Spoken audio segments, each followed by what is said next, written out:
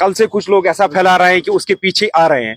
ऐसा कुछ नहीं है, वो कोई बड़े राजा साहब नहीं है यहाँ के हम उसके पीछे आएंगे। We are trying, he is a political prisoner, we are trying our level best to take him out of the prison. तो that's why we are here. हमने उनका नॉमिनेशन फाइल किया है आज, एंड आई होप कि nomination papers accept किए जाएंगे and he will contest from Ganderbal. तो उम्मीद मुझे यही है, बाकी देयर इज नथिंग, मतलब इसमें कोई देयर इज नथिंग न्यू। हर एक को हक है जमहूरियत के अंदर इलेक्शन लड़ने का, इसी तरह से सरजान साहब का है, क्योंकि अगर prisoner of Tihar engineer Rashid साहब इलेक्शन लड़ सकते हैं तो सरजान साहब को भी हक है।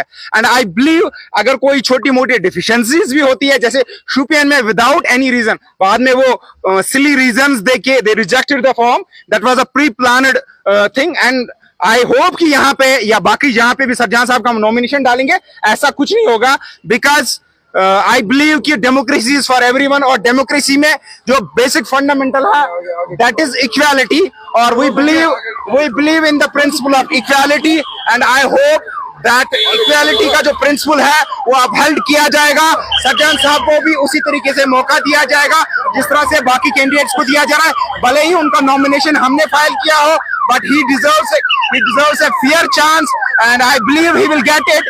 I hope and people of Gandarbal will definitely support him. कि मैंने आपको पहले भी कहा, वो हमने that is in the court of law right now. We have challenged that rejection before the Honorable High Court of Jammu and Kashmir. I am waiting for the judgment of the Honorable High Court. After that, I will release all the documents where the ARO has himself accepted that the oath form is complete. He has taken the oath before the concerned authorities of the central jail. He has given me that form. That form is with me. That form is with me. तो मैं वक्त आने पे वो भी लाऊंगा सामने कि किस तरीके से ये किया गया। देखिए, कुछ लोगों को डर लग रहा है कि अगर ये आया तो शायद वो हार जाएंगे और उनकी जमीन साफ हो जाएगी।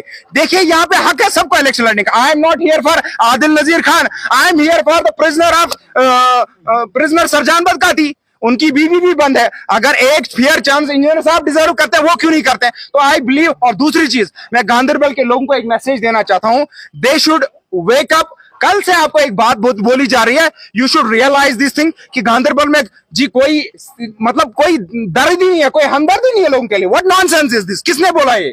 किस तरीके से आप कह सकते हैं? क्या गांधरबल के लोग दिल नहीं रखते हैं? क्या गांधरबल के लोग रहम नहीं है? वो रहम नहीं रखते हैं। देखिए, यहाँ पे अगर इंशाल्लाह रहमान, जो मुझे पूरी उम्मीद है कि नॉमिनेशन पेपर्स एक्सेप्ट हो जाते हैं, तो सरजान साहब की जो बेटी है वो खुद कैंपेन करेगी यहाँ पे।